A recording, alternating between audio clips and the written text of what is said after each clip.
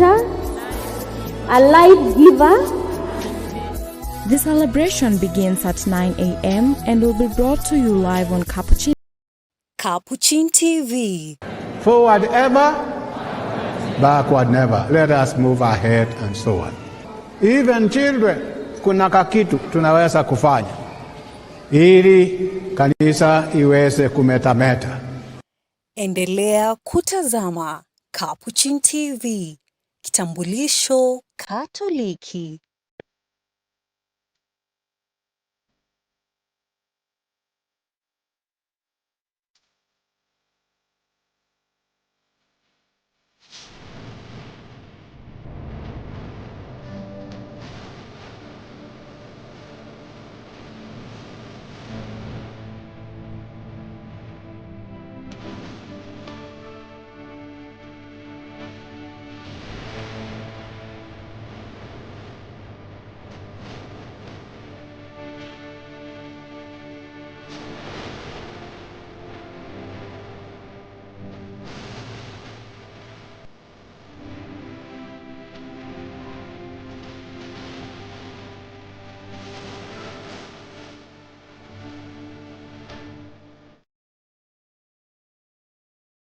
Mtazamaji, natumai ubuheri wa afya. Jina langu ni Alana Ndiva, mwenzangu wa lugha ya ishara ni Ken Mwangi. Mwanzo kabisa tuanze na muhtasari wa habari.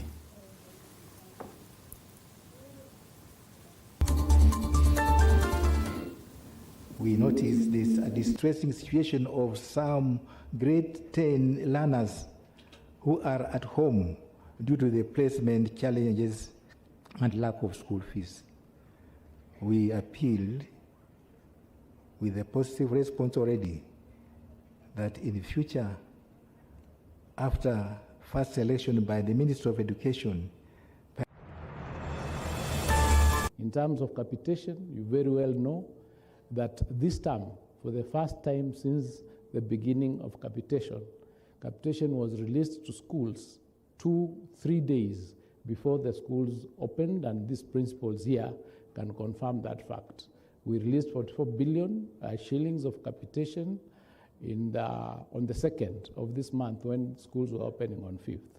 In terms of textbooks, as of yesterday, grade 10 textbooks, 50% of them had been distributed, and we intend to ensure that the balance is done within the next 2 weeks by the 31st of this month.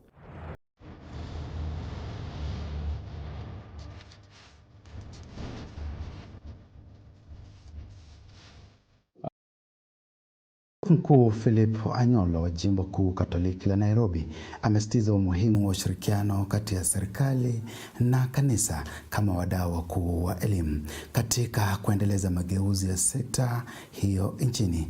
Mageuzi hayo yanajumuisha utekelezaji wa sheria ya marekebisho ya elimu ya mwaka 2013 pamoja na mfumo mpya wa elimu. Askofu mkuu aliyesema hayo wakati wa maadhimisho ya kutimiza zaidi ya miaka 100 tangu kuanzisha kwa shule ya Mangu. To visit schools and to be satisfied with where they have to be placed. In simple to say, however, we had noted with concern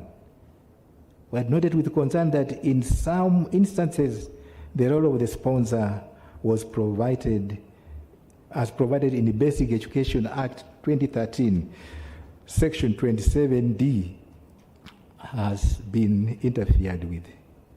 We therefore appealed that all decisions affecting schools fully recognize, respect and uphold the lawful role of the sponsor. This will continue to safeguard the identity, the ethos, and the holistic mission of sponsorship schools. We wanted to also to share, as it's going on in the amendment of Basic Education Act 2013, we are aware that the process of amending the Act is ongoing.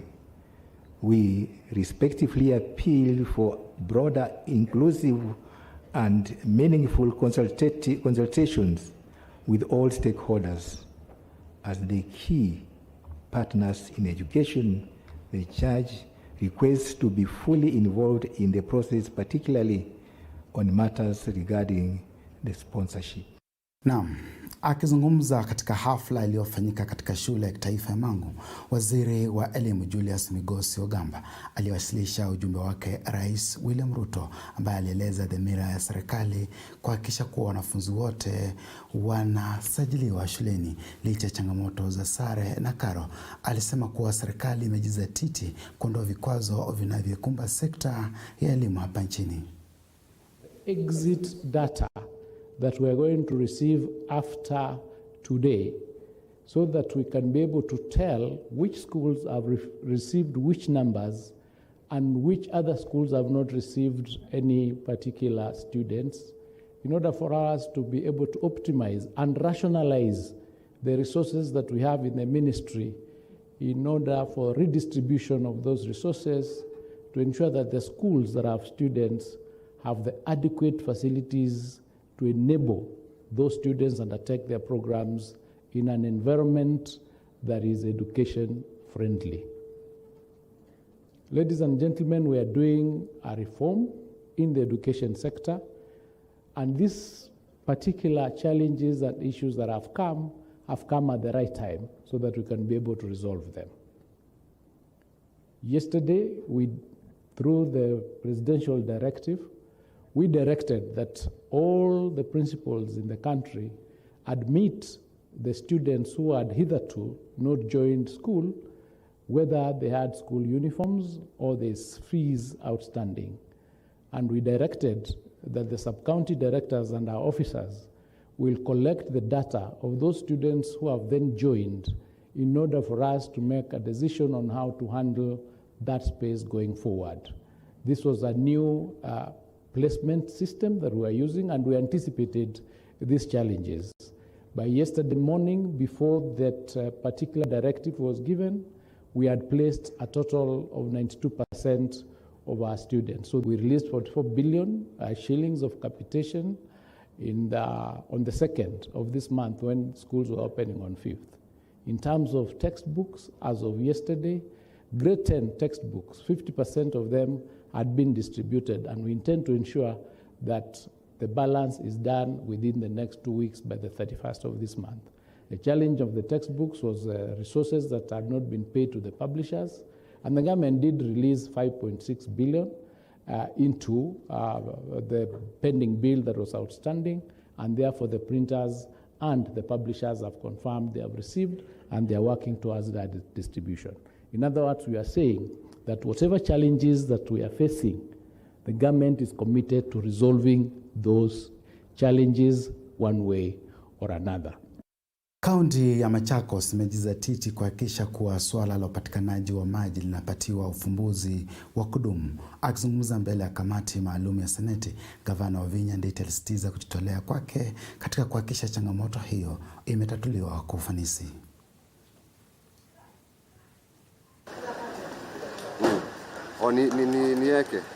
Committee and honorable senators, once again, good morning. I wish to begin by thanking you for the invitation. Invitation by Senate Committee provides moments of crucial self-assessment. Following the observation and resolution of the Senate Committee, public investment and special funds arising from the review of the auditor's report in the financial year 2018 and 2019, 2019 to 2020, and 2020 to 2021, I took a deliberate and structured approach to address the governance, operational and financial challenges affecting the water sector in Machakos County. Cognizant to the nature of challenges identified by the Senate Committee and given my own observation from the ground, I initiated a comprehensive reform. To begin with, I constituted a water sector reform task force. The task force completed its mandate, and the findings confirmed that indeed water companies were not commercially viable and were plagued by weak governance structures, fragmented operations, and serious insufficiency. I wish to note that these inefficiencies appear to have been deliberately inbuilt by those responsible for managing the water companies. some of their actions actually might be of the interest of investigation agencies. I wish to demonstrate that my government has taken decisive steps to implement the resolutions that were made by the committee regarding to the water sector in Machakos County.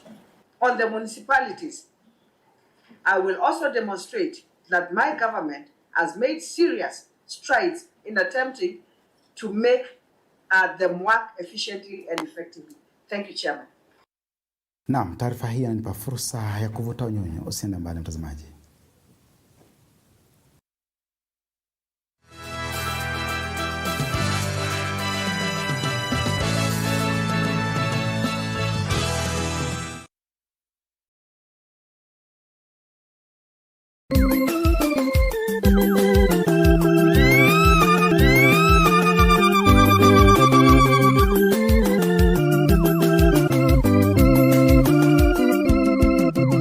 Holiness does not mean doing extraordinary things, but doing ordinary things with love and faith. This January, the church gathers in joy and thanksgiving as three sons respond fully and finally to God's enduring call. The congregation of the Brothers of St. Patrick invites you to witness a sacred milestone, the final profession of three brothers, each answering God's call from their local churches. Brother Vincent Bolo from St. Peter's Clever Loak in the Archdiocese of Kisumu, Brother Andrew Egesser from St. Luke's Bumini Parish in the Diocese of Kakamega, and Brother Isaac Kamamo from St. Martin of Tours, Mutanga in the Diocese of Nyahururu. On Saturday, the 24th of January 2026 at St. Charles Luanga Soi Parish in the Catholic Diocese of Eldoret, these brothers will commit their lives permanently to God's service, following the spirituality of St. Patrick, faith worn on the breastplate and lived through love.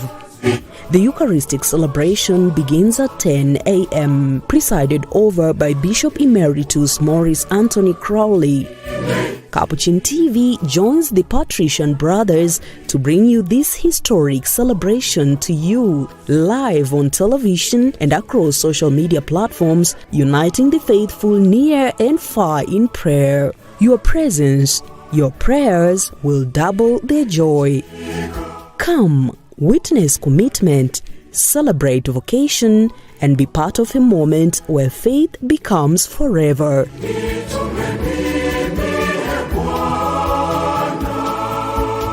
Keep watching Capuchin TV, your staunchly Catholic identity channel.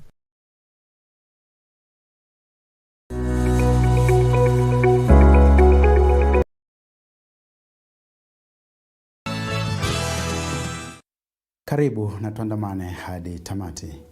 Mwanafunzi mwerevu kutoka kijiji cha Lukusi, jimbo la Shinyalu, kaunti ya Kakamega, anaomba msaada wa kifedha ili kuweza kuendelea na masomo yake ya chuo kikuu licha ya mafanikio yake makubwa ya kitaalamu.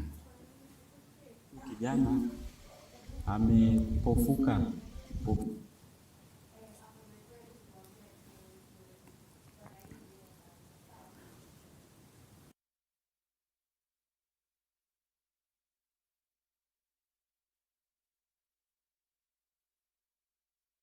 Mwanafunzi mwenye ulemavu wa kuona kutoka Amkura, Busia, amesalia nyumbani baada ya kukosa matokeo ya KJSEA na barua ya kujiunga na gredi ya 10. Familia yake sasa inaomba Wizara ya Elimu kuingilia kati ili aweze kuendelea na masomo yake. Kijana amepofuka, ameweza kukaa nyumbani kwa muda, lakini kwa bahati nzuri kuna mfadhili alijitokeza na akampeleka shuleni Koyonzo Special School. Amesoma huko na mpaka amefika grade 9. Amefanya mtihani, ila kushangaza mpaka saa hizi hajapata matokeo na scholarship imekuwa ikipita. Sasa ninashindwa, huwezi kwenda kuomba scholarship bila result ya mtoto. Ningeomba tafadhali muweze kunisaidia ili nipate result ya mtoto, kwa sababu watoto tayari wamesha report. Ni huyu tu na msichana mwingine pengine ndio hajapata result yao, lakini nimejaribu kufuatilia, nimejaribu mpaka nimeshindwa. Niko na ulemavu wa macho na nilisomea shule ya Koyonzo Special School kuanzia grade ya kwanza hadi grade ya 9. Juzi nimefanya mtihani wa grade ya 9 mpaka leo bado sijapata matokeo. Mwalimu mkuu wakimpigia simu anasema tu anafuatilia. Sasa nashindwa, wengine watasoma tu kama mimi nimekaa nyumbani tu hivi, ama kwa sababu tunasema disability is not inability. Ningemaliza masomo yangu, ningekuwa lawyer, nitetee wale wenye pia wale wanyonge.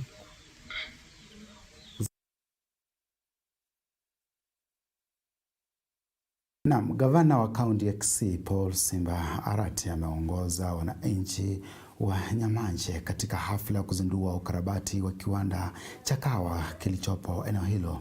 Arati alisema kwamba kiwanda hicho kinatengenezwa upya na kupewa mashine mpya zitakazowezesha wananchi kuzalisha kahawa yenye ubora wa gredi ya kwanza. Wakati wa hafla hiyo walishirikiana na afisi na maafisa wa serikali na kutoa cheki ya takriban shilingi milioni 8.3 itakayosaidia kujenga viwanda na vitanda vya kuanika kahawa na ukuta wa usalama ili kulinda mazao yao.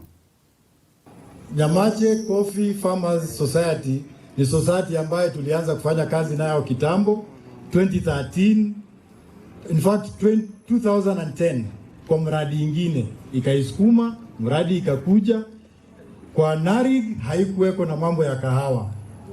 Mheshimiwa gavana akarudisha mambo ya kahawa, na kwa societies ambazo ziko Kisii ziko zaidi ya 50. But ikaonekana kwa proposal ambaye society iliandika, hii ni mojawapo ya society ambazo zitafaidika kwa upande wa mbele. Waliandika proposal na mashini ambayo iko pale ya kusaga kahawa ni mashini ya kitambo.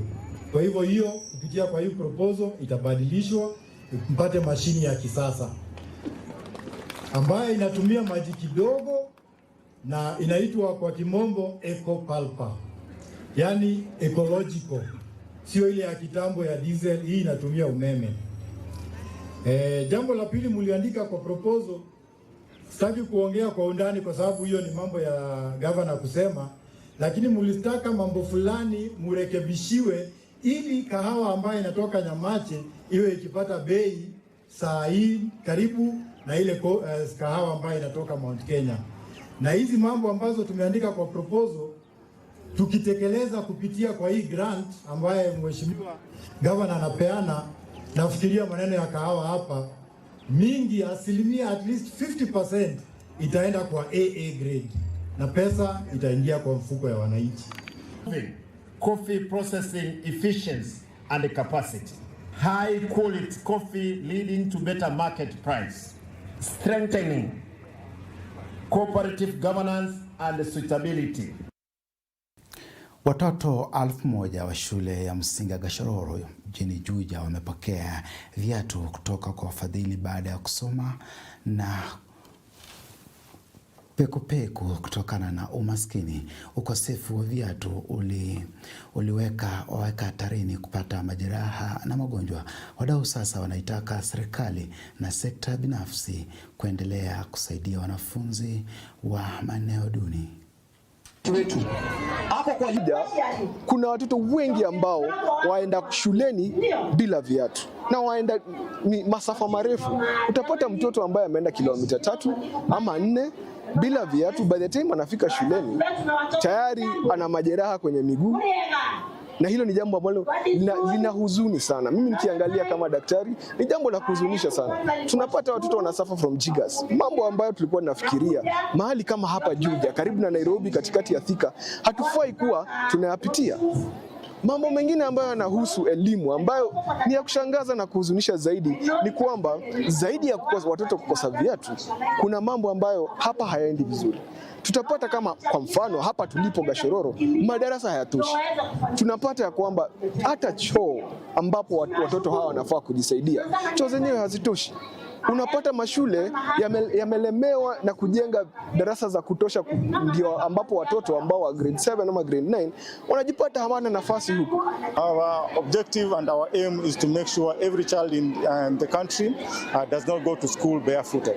Our theme is to make sure no child go to school barefooted. That's our theme, and that's our goal. So we are starting here in Juja constituency, but we are spreading all over. We want to expand the scope to make sure we go everywhere. And beside donating shoes all over the country, we are thinking of coming up with more projects which relates to raise the standard of students and improve the learning system in Kenya. Siku ya leo tumefurahia wale watu wamesikia kilio cha watoto wetu na wazazi, na wakaja kwa wingi sana na wakaja kutusaidia, wakapatia watoto wetu 1,000 viatu. Twashukuru. Nimefurahi sana kuja hapa kwetu Gashororo na kutuletea viatu. Mungu ambariki.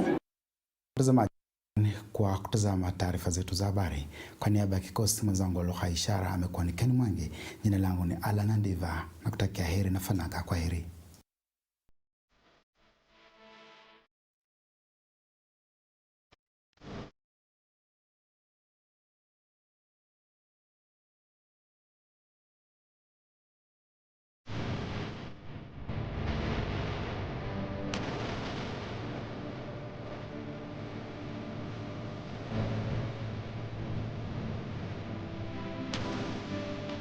Endelea kutazama.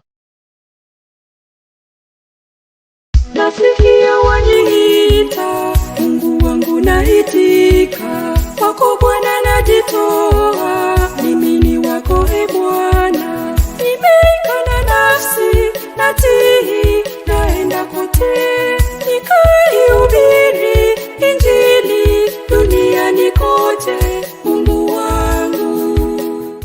With immense joy and profound gratitude to God, on Friday, 6th February 2026, Capuchin TV will join the congregation of the poor handmaids of Jesus Christ in celebrating both the perpetual vows and first profession of their sisters. In the realm of perpetual vows, Sister Alice Munyangi from Kisii Diocese, Sister Catherine Kudhea from Kitui Diocese, Sister Jane Njeri from Nakuru Diocese, Sister Mary Triza Atieno from the Archdiocese of Kisumu, Sister Marceline Nekesa from Bungoma Diocese.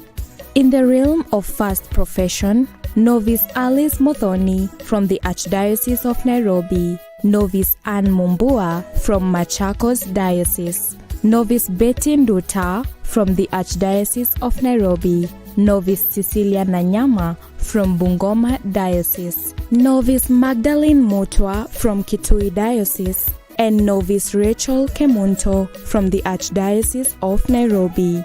This sacred celebration will be held at the Regional Center, Chaaria Parish, St. Martin Nkandone Prayer House, and will be presided over by Right Reverend Jackson Murugara, Bishop of the Catholic Diocese of Meru, beginning at 10 a.m.